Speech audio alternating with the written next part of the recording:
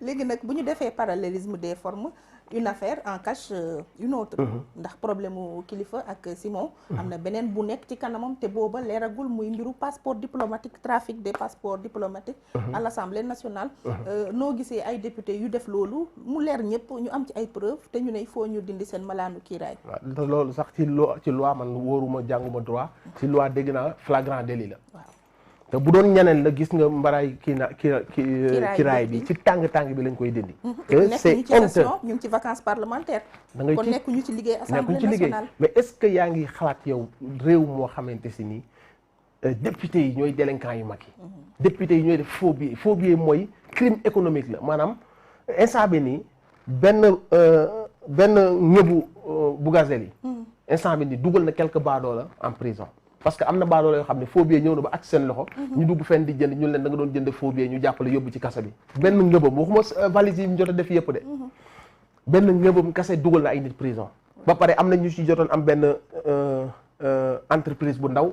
ñu ñëw jaay benn affaire ndeka faux billet ñu dem banque ñu delloo seen entreprise daanu. c'est-à-dire faux billet mooy crime bi gën a malsain bu nit mën a def moom la Bougazelli def ana Bougazelli ñu ne la kii mooy député APR kii mooy taxaw ci plateau télé yi di wax ñu ne la kan ñu ne y a aussi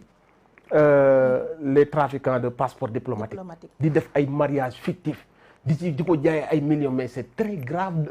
si am réew ñun la député yi ñooy te nag ñi feeñ la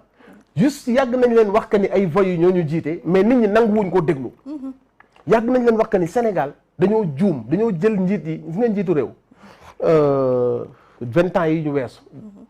yàlla xam na li yàqu dafa bëri ci jamono Ablaye Wade la commencé di nëb di medd di yàqu Macky Sall ñëw empiré ko parce que jamono yu njëkk ya au moins c'était des hommes d'État buñ ci jël premier ministre parti socialiste voilà ñooñu ñoo taral Sénégal amuñu woon vision dañoo bëggoon maintenir benn pays colon lañ ñu maintenir les anciens colons ci liñ bëgg ñoom ci loolu lañ doon dox mais au moins c'était des intellectuels et des hommes d'État Abdou Diouf bi muy génn fi yorul dara Senghor ba daan sol costume bu cher da lay woo ci pet ne la foo jëlee xaalis xam nga ñu ñooñu bi ñu jógee fii kenn topp leen alal mais jamono bi Ablaye Wade ñëwee la lépp yàqu ñu naan l'argent circule xam nga li ma wax est-ce que Macky Sall ñëw nag daal di empirer parce que bu ñu demee bay regretter temps wu Ablaye Wade kon ça veut dire que ne Macky Sall a tellement été pas à la hauteur parce que dem nañ sax bay regretter naan waroon nañoo bàyyi Ablaye Wade continuer parce que Macky Sall dafa ñëw empirer fa lañ yàq institution yi fa lañ yàq jikko yi fa lañ indi transhumance bi fa lañ yàq lépp lu waroon na nekk bànqaas bi téye nit ñi defar seen ay jikko parce que bu fekkee ci kaw jikko yi baaxul bu fekkee ci kaw arriviste la ñu doon à n'importe quel moyen ay arriviste la ñuy doon bu boobaa day répercuté wu ci jeunesse bi parce que jeunesse bi ñu ngi xool di gis boo liggéey lu mënta ñëw rek du ñu wax naan booy man damay sàmm sama kàddu gor amul lu dul kàddoom bugguma la ma waxoon démb bugguma ko dellu ci waat ma am ay doom bugguma ñu may dégg naan ma sa xam nga yooyu la nit ñi di génnee ci jeunesse bi ak ci askan bi di gën a pervertir parce que ñi leen jiite la ñuy gis tey ñu ne su ma transhumé rey leen ma ñu xëy suba gis leen ñu transhumé loolu day répercuté wu ci nit ñi ak ci seen doxalin di tous les jours moo tax réew mi fu ñuy juume mooy dañoo jël ñu dénk ko ay délinquants te délinquants yooyu ils sont en train de nous plonger ci benn perversité boo xamante si ni ça risque de ay délinquants jiitee nag kon peuple bi lan lañ war a doon xam nga peuple bi xam nga parfois dañu naan Sénégal réew mu nañ mel la seen njiit di mel man je dis que ni déedéet ñun dañ ñoo jël en otage type de Sénégalais bi ñu war a doon xam nga Y'en a marre mosuma ànd ak ñoom ci NTS parce que NTS non le vrai type de Sénégalais moom la ñu tubaab bi këf daat ñuy samp ñim bëgg ñu doon ko mais ñun bu ñu retrouver le vrai type de Sénégalais la race de Cheikh Anta Diop et de Mamadou Dia société bu baax la ñuy doon tubaab bi moo ni ñu fi nekk faggaagal leen ma Mamadou Dia faggaagal leen ma Cheikh Anta Diop parce que ñooñu noonu liñ namoon ci askanu Sénégal du woon arrangé tubaab bi parce que ñooñu noonu naroon taal xelu nit ñi dañoo naroon liggéey li tout Sénégal moom ñu jox ko Sénégalais yi loolu moo doon politique bu Mamadou Dia philosophie wu nouveau type de Sénégalais bi waa Y'en a marre loolu lañ bëggoon mais dama ni même ci appellation bi sax day mel ne dañoo waroon xam que ni le vrai type de Sénégalais boobooy bi baax pas le nouveau bi baax mooy la race de Cheikh Anta Diop et la race de Mamadou Dia et ñëpp ñu mel ne ñoom ñu doon mener le vrai combat parce que y a eu des complices y a eu des gens qui ont collaboré avec nos colons bu ñu waxee benn soi-disant indépendance c'était une indépendance de façade dañ koo wax nii rek ci kaw mais politique bi tubaab bi bëggoon moo fi am on avait benn ministre de l'intérieur boo xamante si ni tubaab la dégg ngeen Blondin niñ ko rayee ci kaso bi yooyu yëpp dégg ngeen. Jean Collin ngay wax. bah oui xam nga li ma la wax dégg ngeen ni ñu rayee maquillé Blondin ne dafa xaru te xam nañ ñëpp xam nañ li ci xew. loolu ñooñu forcé xañ ñu nit ñu waroon doon xañ ñu suñu histoire tàqale ñu suñuy référence parce que ils nous ont fait croire que waruñoo jàng maam Cheikh Ahmad Bamba. waruñoo gëstu maam Baye Niass waruñoo déglu maam El Hadji Malick waruñoo jàng ci maam Limamou Laye waruñoo jàng ci Thierno Souleymane Baal ni ci El Hadji Omar Foutiyou Tall. ils nous ont fait croire que ñun dañu waroon dem topp ay yeneen philosophe yoo xam ni seeni philosophe la ñoom ñu ñëw continuer ko ci suñu njàng. nañu du ngeen jàng ci seen i làkk du ngeen bind ci seen i làkk du ngeen xool seen i référence ak modèle société bi ngeen war a doon ñun tubaab bi li ñu bëgg ngeen doon ko culturellement loolu ngeen di doon. loolu moom la ñu jël en otage 70 ans mais le vrai type de sénégalais bu ñu ko bàyyi woon mu jël yoonam là c'est le sénégalais de nature. parce que aussi ay sëtu maam Cheikh Ahmadou Bamba lañ ay sët mënuñoo bon de nature le sénégalais est quelqu'un c'est un non violent. soxorul soo xoolee Modou Lo ak Balla Gaye bi kii gaañule Sénégal lu mu dof lu lépp période de vérité day jëlaat sa vraie nature. bi papam gaañoo dañoo dem nga xam ne lii mooy la vraie nature du Sénégal ñoom ñaar ñu waxante ay wax yu rafet c'était pas de l'hypocrisie dañoo bàyyi seen mbiru dof yi ñu def parce que Sénégal dafa bëgg xiiroo xaar mais sa vraie nature nit ku baax la. parce que su xoolee histoire am une histoire très récente ay mag yu baax ñoo ko yar ñoom ñoo ko ngemb mu nekk réew moo xam ne xamuñu guerre. xamuñu coup d'état xamuñu di beddante entre ay xeet. donc ñun ñu waroon a doon dëgg bu ñu bàyyi woon ñu am ay njiit yu ñu poussé ci loolu on va être l'excellence et l'élite de l'Afrique.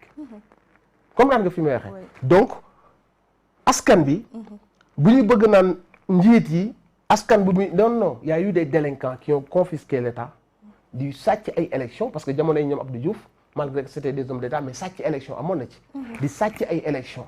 comprendre nga di maintenir seen bopp ci pouvoir bi ñeneen ñëw xam système mu sàcc bi ñuy sàcc élection ñoom tamit. mais loolu tam est-ce que du peuple bi la ne. xam nga majoritaire quand même. peuple bi moo majoritaire mais sénégalais est de nature très passif.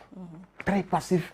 très dans la patience. et dans la spiritualité ndax day ànd ak yàlla. adduna jaru ko non yeneen dëkk yi ñoo ñu gën a nekk sans chaud même si ñun am nañ fit mais c'est dans notre nature. dañoo xaw a seetaan tuuti. maanaam muñ dañuy muñ ba mu ëpp nag waroo ko def ak ay baadoo la ñun loolu moo ñu dal.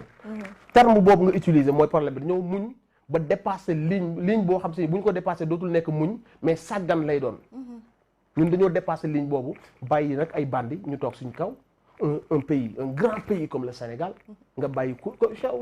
ki sant Diallo le journaliste li mu waxoon noonu Farba Senghor ñu ko ñëpp mais c'est la vérité. Abdoulaye bi mu fi ñëwee nga gis monsieur tout le monde nekk ay ministre ñu bàyyi fi cadre yi borom xam-xam ñu bàyyi leen ñu jël ay délinquants def leen ay ministre jël ay benn nit jox leen ay 3 portefeuilles mu mën na que ni Sénégal juratul ay doom yu baax. waaw mais rythme passeport diplomatique yi yow am nga ci satisfaction wala jàpp nga ne. non loolu à deux vitesses. loolu moom de toute façon ils vont faire semblant. pour ce mais kenn gëmu leen. mais loolu est-ce que du indi tamit benn mer ci population bi parce que bu ñu gisee ci ay affaires yu similaires ñii ñu gaaw jàpp jël ñi ci des nag ñu naan dañuy mettre les formes. mais dara dootul fi bees moo tax man la c'est pas un pays sérieux dañoo dem ba Sénégal dafa mujj miin des choses tellement absurdes. ça devient maintenant banal. su ñu ne l'affaire des 94 milliards y a pas de procès tëjal livre bi nga dem y a plus débat. l'affaire des 94 milliards dans un pays sérieux ñu ne la y a pas de procès tëjal affaire yi nga dem. l'affaire de Aliou Sall. ñu jël Aliou Sall di ko fay 25 millions par weer pendant 5 ans kontel xaalis boobu noonu benn bande bu tudd Franck Timis ñëw bëgg pétrole bi xam na fi muy jaar mu jël Aliou Sall téye ci wetam mooy kan rakku président bi. ñu dem ba signer leen loo xam ni IGE ak ñooñu dañoo ñu leen doon conseil dañoo ñëw ne la non lii bu ko signer jox la ci ay conseil wax la lii bu ko signer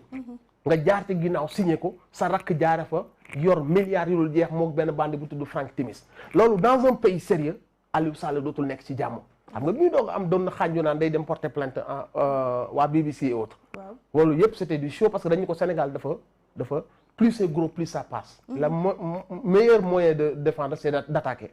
jëlal téere bi rek nga waat sóob rek ne da ngay porter plainte Sénégal bi day mu def sa stratégie. bi Sénégal yëpp noppee mu def profil bas mais dans un pays sérieux. mais aussi justice defal nañ ko ci non-lieu. mais loolu laa lay wax dans un pays yëpp bu ko nit ñi day gis moo tax man la gis nga mer bi mi ngi développé wu jot na exploser un peu au mois de mars parce que ay mer la yu gars yi di denc ay injustice yu gars yi di gis dañuy dem yàgg ñu ne mais ñun xanaa dootuñu ay sénégalais amatul ko yeewu ci dëkk bi nga wax ko justice mun la justice am na Sénégal wala ñëpp la fi nekkal wala c'est une justice équitable kenn gëmatu ko donc mer boobu noonu ça prend de plus en plus d'ampleur te bis bu dee pété nekkul ne da ngaa yokk gendarme yi moo koy arrêté nekkul ne da ngaa yokk police bi moo koy arrêté mais beneen forme tamit wax dëgg yàlla xam naa ne yow moom waxkatu dëgg nga te foofu di nga ma fa wax dëgg muy wàllu filmer nit ci lu mu yëgul dara c'est vrai que def nañ ko Kilifeu ak Simon mais aussi nangul ne def nañ ko le député Bougazelli mais cette fois-ci ce qui est plus grave mooy ay forces de défense maanaam ay nitu tenu ñoo ko def léegi nan la ñu def ba vidéo bu mën a retrouver sur la place publique kon tout le monde doit avoir peur. déjà man maa ngi ñaan sax ñu dugal ko ñu légaliser ko police ay arrestation mu koy filmer parce que dina tax aussi avocat yi am kon de sutura yu bëri non ay affaire de sutura moo fi jeex xam nga lan moo war a am bu ñuy arrêté nit